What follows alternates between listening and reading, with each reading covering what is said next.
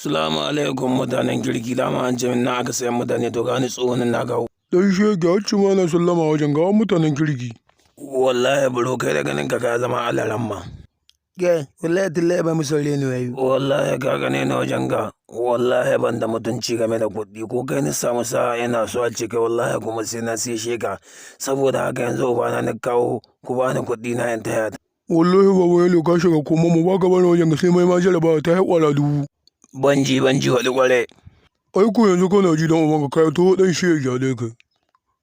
Duwan ga hanci na ga samo shi dan shege. Gata ya mai gida yana alfahari da kai duk duniya ga kai ɗaya ka tuna. Ni shege a duniya ga kuɗi ɗaya na gaso.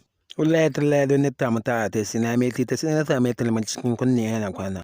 Kambala yi wanga ai firawuna na ko. Wai gai misa kake dan shege duk gabi kai shi mu da tambayi to wallahi wanga da kaka gani ma wani annanci sai ka ce firawuna na an ka koma yayiwa yanzu. Wallahi wajen ga da kaka gani na kan kuɗi babu abin da naka tsoro. Ana sanar da guyo baba yalo ya shiga ƙubar da bai taɓa cintar kai ne ba. Dama na daɗe yana jin labarin baban yalo an ce kan kuɗi babu abin da ya ka tsoro to yanzu za mu fara mai yan biyu don uwa ne. Dan shege ta yi wagga ta jaraba ka ta wargo.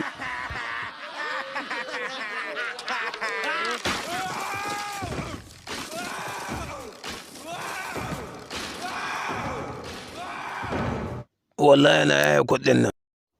Dan shege ka ci jarabawa ta harko dama ba ka mutu ba to ga ta jarabawa ta biyu ka ci uba ne.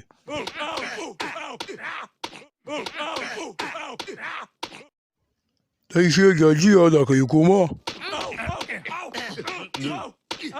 Wallahi tallahi ba ku da imani in wallahi kai kun ci amana ta kuma wallahi na ba ku da Allah jaraba uku ya kamata ku yi. Kai dan shege mu za ka cewa ka bari da Allah to dama yanzu da uwarka muke wallahi sai na ma ƙara ma jaraba ta wadda ta dan shege.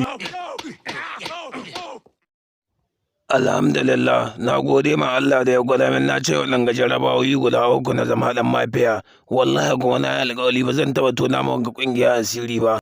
Wallahi tallahi ga baba yalo yayi kowa ya munahilci. Baba yalo muna taya ka murna da zama ɗaya daga cikin members ɗinmu. Sannan kuma wanga alƙawari da kai muna nan mun rubuta shi wallahi tallahi duk kan kuskura kan ba wani labarin inda muke wallahi jarabawoyin da zamu koma ma sai sun ci wani waɗanga da azaba ka zama ɗaya daga cikinmu. Kuma daga yau sai ka ɗan kuɗi.